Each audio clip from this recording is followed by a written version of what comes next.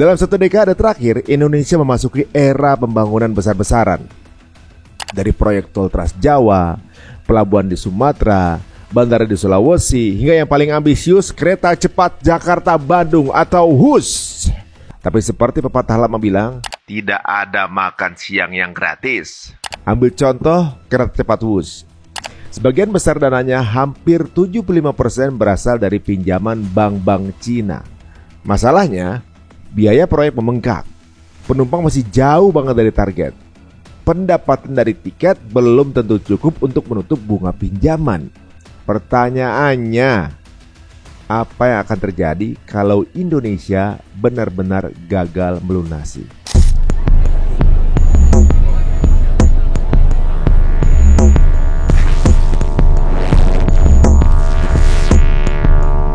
Bayangkan di balik gedung-gedung megah, jalan tol mulus, pelabuhan yang sibuk, dan kereta cepat yang melaju nyaris tanpa suara, ada sesuatu yang tak terlihat. Angka-angka raksasa dalam neraca hutang. Nah, sebagian besar dari angka itu adalah mengalir ke satu arah. Cina. Terutama kami dalami juga ya, masalah KCIC yang seperti yang disampaikan tadi, memang ini bom waktu buat Indonesia tengah berpacu mencari solusi untuk menyelamatkan proyek kereta cepat Jakarta-Bandung WUS dari beban utang bernilai jumbo. Di balik permasalahan ini, terdapat beberapa perusahaan yang tercatat akan ikut serta menanggung beban utang proyek yang memiliki nilai investasi ratusan triliun rupiah itu. Lantas, siapa yang paling berat menanggung utang WUS? Dalam satu dekade terakhir, Indonesia memasuki era pembangunan besar-besaran. Dari proyek tol Trans Jawa, pelabuhan di Sumatera, bandara di Sulawesi, hingga yang paling ambisius kereta cepat Jakarta-Bandung atau WUS. Proyek-proyek ini dijanjikan sebagai simbol kemajuan, modernisasi, dan kebanggaan nasional. Namun, sebagian besar pendanaannya berasal dari pinjaman luar negeri. Dan di antara para pemberi pinjaman itu adalah Tiongkok, berdiri di barisan paling depan lewat inisiatif besar bernama Belt and Road Initiative atau Jalur Sutra Baru. Cina menawarkan bantuan keuangan dengan syarat yang menggiurkan, bunga rendah, pencairan cepat, dan proyek turnkey yang langsung jadi. Gampang banget. Tapi seperti pepatah lama bilang, tidak ada makan siang yang gratis. Ambil contoh kereta cepat WUS. Sebagian besar dananya, hampir 75% berasal dari pinjaman bank-bank Cina. Masalahnya, biaya proyek membengkak. Penumpang masih jauh banget dari target. Pendapatan dari tiket belum tentu cukup untuk menutup bunga pinjaman. Dan kini pemerintah mencari cara membayar tanpa membebani APBN.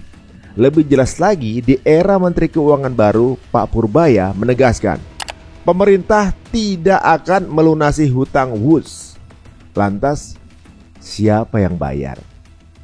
Dan bagaimana bila hutang tersebut tidak terlunasi? Diskusi tentang WUS sebelumnya menghangat usai Menteri Keuangan Purbaya Yudisadewa menyatakan pemerintah tidak memiliki kewajiban untuk menanggung utang proyek kereta cepat Jakarta-Bandung atau WUS. Yang menegaskan tidak akan ada uang APBN yang digunakan untuk melunasi utang kereta cepat. Purbaya menjelaskan pihaknya memastikan posisi pemerintah tegas terkait pembiayaan proyek strategis ini. Selama struktur pembayarannya tertata dengan baik dan transparan, pemberi pinjaman seperti China Development Bank atau CDB tidak akan mempersoalkan. Jika proyek ini terus merugi, satu-satunya opsi bisa jadi adalah restrukturisasi hutang. Atau dalam bahasa sederhana, negosiasi karena nggak sanggup bayar tepat waktu. Pertanyaannya, apa yang akan terjadi kalau Indonesia benar-benar gagal melunasi? Ya, Pak Jokowi nggak mau dengar saya dan Pak Jonan. Kan Pak Jonan dipecat, saya dipanggil ke istana dan saya sudah jelaskan bahwa ini mahal sekali, tidak bisa dibayar. Tapi Pak Jokowi nggak tahu bisa, karena saya tanya, ini ide siapa sih Pak? Ide saya. Nah, sudah. Jadi ya apa yang sekarang terjadi sudah saya ingatkan, clear di istana juga Pak Jonan pasti juga sudah bicara sebelum dipecat. Nah, jadi maksud saya, ini kan dulunya itu kan Jepang pakai loan ya kan, bunga 0,01%, ketika dinaikkan 1,5 sudah teriak semua karena tidak bisa kita bayar waktu itu. Nah, waktu itu yang membuat analisnya itu dari UGM sama dari UI. Nah, kemudian tiba-tiba diambil Pak Jokowi dikasih ke Cina, yang bantu itu dari ITB. Nah, bunganya langsung berubah, hitung-hitungan keuangannya berubah. Tambah saya sudah bilang, ya sudahlah, mau sudah dibangun, mau dibangun niat presiden begitu, ya ditanggung saja. Yang terakhir, ketika tadi kan konsorsium BUMN itu Wika ketuanya, tapi kemudian Wika angkat bendera putih sehingga diserahkan pada kereta api. Waktu itu saya tanyakan lagi kepada beberapa pihak, ini uang dari mana? Kalau uang kereta api tidak akan bisa membayar. Dan dia bilang, oh enggak, ini nanti uangnya lewat dari pemerintah. Nah, saya nggak tahu dari pemerintah maksudnya APBN atau apa. Ya sudah, jadi kereta api hanya cash saja, Pak, kasir saja. Tapi ternyata kan tidak. Tahun lalu pendapatan dari PTBA 6 triliun sudah diambil. Nah, nanti terus bagaimana? Nah, sekarang kalau keributan begini, ya saya setuju dengan Menteri Keuangan, yaitu urusannya Danantara, karena sudah diambil alih kan, kereta api ada di bawah Danantara. Untuk tahu jawabannya, kita harus menengok negara lain yang sudah melewati jalan yang sama dengan cara berhutang ke luar negeri atau berhutang ke negeri tirai bambu tersebut alias Cina. Pertama, ada Sri Lanka. Negara ini membangun pelabuhan Hambantota dengan pinjaman besar dari Cina.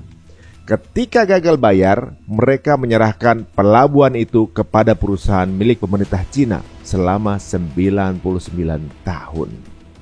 Dan kini, kapal-kapal Cina punya akses ke salah satu titik paling strategis di Samudra Hindia. Kedaulatan secara hukum tetap milik Sri Lanka, tapi secara ekonomi sudah berpindah tangan.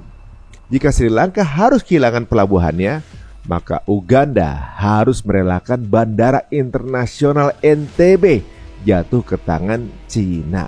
Akibat gagal bayar hutang.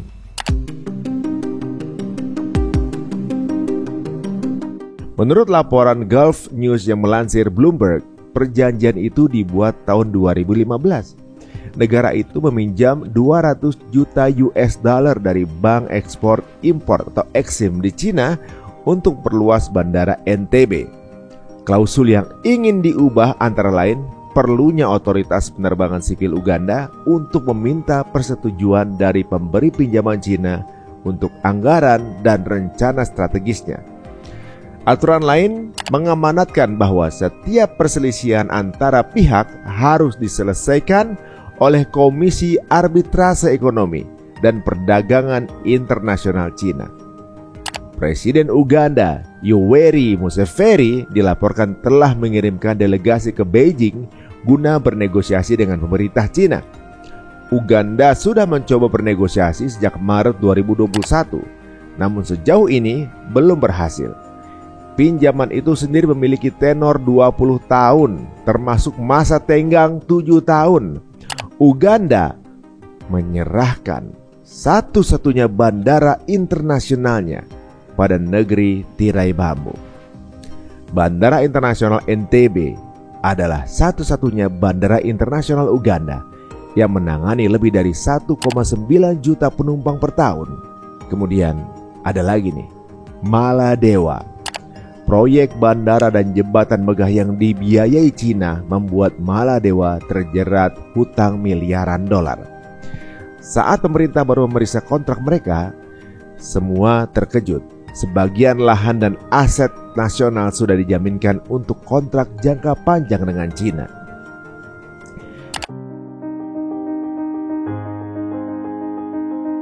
Kisah-kisah itu bukan sekedar teori geopolitik. Itu adalah cermin masa depan bagi negara-negara yang terlalu bergantung pada pinjaman satu negara. Indonesia saat ini punya utang luar negeri total lebih dari 8.000 triliun rupiah. Itu utang semua tuh. Dan meski porsi ke Cina masih di bawah Jepang dan juga Bank Dunia, trennya meningkat pesat. Dalam proyek-proyek strategis nasional, bandara, pelabuhan, jalan tol, bahkan kawasan industri, banyak diantaranya melibatkan pinjaman atau investasi dari Beijing. Kalau proyek-proyek itu gagal menghasilkan keuntungan ekonomi dan pembayaran utang tersendat, Cina bisa saja menuntut konsesi ekonomi. Mungkin hak kelola pelabuhan, hak tambang, atau bahkan saham besar dalam infrastruktur vital. Dalam istilah halus disebut kerjasama. Tapi di balik kata itu, ada potensi pengambil alihan kendali ekonomi secara perlahan. Kedaulatan tidak selalu hilang lewat perang, kadang ia hilang lewat kontrak hutang. Dulu bangsa dijajah dengan senjata, sekarang dengan dokumen pinjaman, bunga, dan klausul tersembunyi. Itu yang membuat strategi Cina begitu halus. Tidak menaklukkan, tapi mengikat. Pertanyaannya, sekarang bukan lagi berapa utang kita ke Cina, tapi apa yang kita dapat dari utang itu, dan apa yang bisa hilang kalau kita gagal membayarnya. Apakah kereta cepat, jalan tol, dan bandara megah itu benar-benar memperkuat ekonomi nasional, ataukah hanya mempercantik tampilan luar? Sementara fondasi kemandirian ekonomi kita perlahan lapuk. Bayangkan, 20 tahun ke depan, saat generasi berikutnya harus menanggung bunga dan juga kewajiban yang kita buat hari ini. Jika gagal bayar, bukan hanya uang yang akan hilang, tapi kedaulatan. Kebebasan menentukan arah pembangunan sendiri.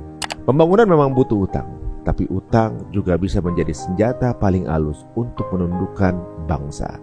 Dan ketika tagihan itu datang, kita harus bertanya dengan jujur, apakah kita masih mampu membayar dengan uang?